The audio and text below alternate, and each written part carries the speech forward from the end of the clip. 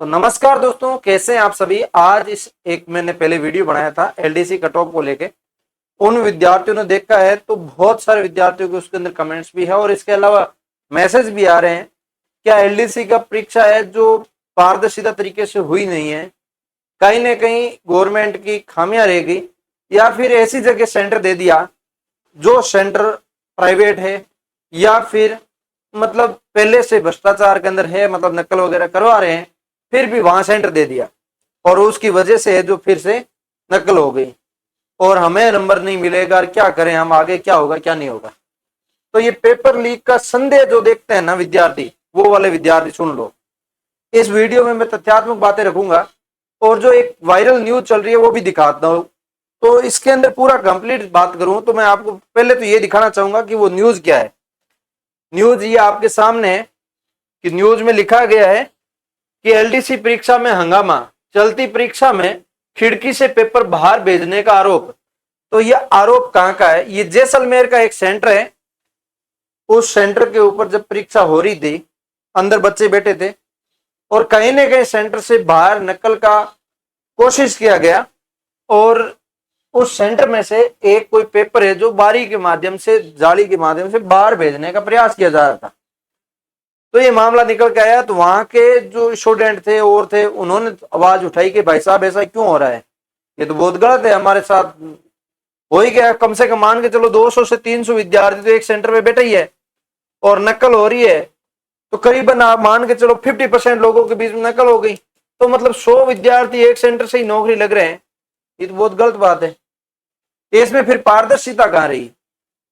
Government कहती है हम पारदर्शिता के साथ पेपर करवाते हैं, हमारे गवर्नमेंट के अंदर एक भी पेपर लीक नहीं हुआ। तो ऐसा जो करने की कोशिश कर रहे हैं उनके अंदर आपका पुलिस का बिल्कुल डर नहीं है, तभी तो ये हो रहा है। अन्यथा डर होता तो ऐसा क्यों करते? उसके बाद वहां हंगामा मचना शुरू हुआ तो वहां के जो पुलिस अधिकारी थे उन्होंने और परीक्षा सेंटर पर अभ्यर्थियों प्रशासन में ढिलाई और नकल करवाने का गंभीर आरोप लगाए और अभ्यर्थियों का दावा है कि चलती परीक्षा के दौरान परीक्षा कक्ष में खिड़की से बाहर पेपर भेजा गया, जिससे परीक्षा सूचित तार तार हो गई। इससे शिकायत के बाद प्रशासनिक अमल में हड़कंप मच गया और अतिरिक्त जिला कलेक्टर परसाराम सैनी को खुद मौके पर मोर्चा संभालना पड़ा। कड़ी सुरक्षा के दावों के बीच यह परीक्षा 19 केंद्रों पर 2 पारियों में आयोजित की गई।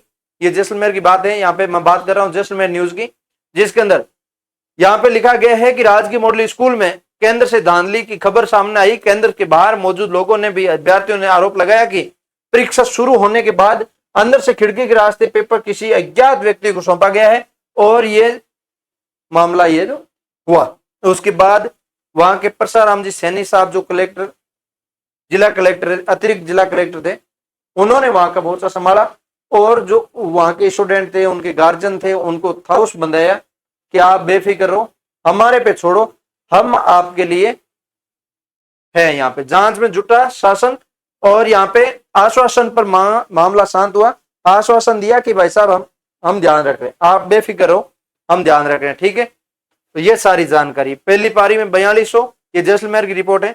और यहाँ पर परीक्षार्थियों ने रिलीवर पर नकल करवाने का आरोप लगाया। इस पर प्रकरण में बनाकर बोर्ड में भेज दिया गया है, वहां से मिलने वाले निर्देशों के अनुसार आगे की कार्रवाई की जाएगी। ये परसाराम सैनी एडीएम जैसलमेर के हैं, इन्होंने ये जानकारी दी है। मैं आपको ऐसे सेंटर कई सारे बता दूं, इस भर्ती का तो मुझे आइडिया नहीं कहां का सेंटर कहां का दिया हुआ, आप भी कमेंट करके बताइए थे आपका जो सेंटर आया था वो प्राइवेट स्कूल के अंदर आया है, प्राइवेट स्कूल के अंदर आया है या फिर गवर्नमेंट के अंदर आया है ना, प्राइवेट स्कूल में आया है या फिर गवर्नमेंट के अंदर, वो एक बार आप कमेंट करके जरूर बताइए, है ना। मैं जहां तक कहता हूं ये प्राइवेट सेंटर जो देते हैं ना, वो वाले कहीं ना कहीं ये गलती करते हैं और ये नुकसान पहुंचता है सबको। तो यहाँ पे मैं आपको बता दूं, ये प्राइवेट सेंटर जो देते हैं ना विद्यार्थियों को, यहाँ पे प्राइवेट सेंटरों में 99% में कहता हूं नकल की संभावना होती है, क्योंकि प्राइवेट संस्था किसी एक डायरेक्टर की होती है। वहां पे सेंटर रूम पे भी पहुंचता है, ऑफिस में भी जाता है। कहीं ना कहीं मैं नकल करने का तरीका बताता हूं, ये हो सकता है, संभव है, जांच करवाएंगे तो कहीं ना कहीं पकड़ा जाएगा। यहाँ पे मतलब ऑफिस में पेपर गया, वहां पे टीचर ने बैठ के सॉल्यूशन कर दिए 100% प्रश्नों का, में से मान लो 70 से 80% प्रश्नों के उत्तर भी वहां से पर्ची बना के एबीसीडी के माध्यम से और फट से स्टूडेंट को लाके किसी स्टाफ ने पकड़ा दी। क्योंकि सेंटर है, सेंटर के अंदर तो घूमते रहते हैं स्टाफ, कोई चाय पानी के बहाने, कोई टॉयलेट करने गया तो स्टाफ के अंदर वहां पे, मतलब भले ही रूम के अंदर गवर्नमेंट वाले की ड्यूटी है, गवर्नमेंट टीचर की ड्यूटी लग रही है, बट प्राइवेट सेंटर है तो गवर्नमेंट वाला भी उसके अंडर में दब के काम कर रहा है, समझ गए ना। तो वहां से एक पर्ची बना के स्टूडेंट तक पहुंचा दी, एक स्टूडेंट ने तो वहां से नया लगा दी, मतलब 70 से 80% जो प्रश्न है उसने हल कर दिए, उसका तो तय होनाते हैं, सिलेक्शन होते हैं, कोई रोकने वाला नहीं है। इस टाइप के नकल मामले चलेंगे और चलते भी हैं, मैं आपको बता दूं, कंफर्म है ये चीजें। तो आपको ये चीजों का ध्यान रखना है कि आप प्राइवेट सेंटर जहां भी देखते हैं ना, वहां पे आप आवाज उठाइए कि प्राइवेट सेंटर क्यों, आप कमेंट करके बताइए। मैं कहता हूं एलडीसी के अंदर 38 जिलों के अंदर 1800 से ज्यादा सेंटर थे, ये सेंटर में से 30 से 40% मैं कह रहा हूं प्राइवेट सेंटर थे। तो ये प्राइवेट क्यों, गवर्नमेंट कॉलेजेस खत्म हो गई, गवर्नमेंट स्कूल खत्म हो गई, जिसकी वजह से ये हो रहा है। गवर्नमेंट के अंदर होगा तो गवर्नमेंट के अंदर क्या होता ना, किसी एक की संस्था नहीं होती, किसी एक के दबाव में कोई काम नहीं करता। हालांकि आप कितना ही कुछ कह लो कि पूरा गवर्नमेंट अंडर में है, भाई सेंटर प्राइवेट है लेकिन हमने गवर्नमेंट के कर्मचारी डाले हैं, नहीं ऐसा है।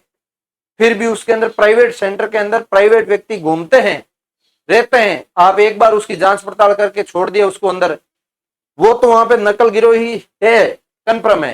तो ये चीजें हैं, तो ये नकल का आप कह सकते हैं, बाकी आरोप नहीं लगा सकते कि एलडीसी का अभी तक कोई खुलासा नहीं, वो सिर्फ एक न्यूज चल रही है, इस न्यूज के माध्यम से अपने नहीं कह सकते कि एलडीसी का पेपर लीक हो गया, नहीं ऐसी बात नहीं है। तो उम्मीद करता हूं मैं आपको, आप धैर्य रखें, आगे मैं वीडियो बनाने जा रहा हूं जो कट ऑफ के बाद आपकी टाइपिंग टेस्ट होने वाला है, उन चीजों को लेके उस वीडियो को आप जरूर देखना, आप पता चलेगा कि क्या है क्या नहीं सारी चीजें, ठीक है। तो मिलेंगे किसी नए वीडियो के साथ, तब तक के लिए जय हिंद जय भारत।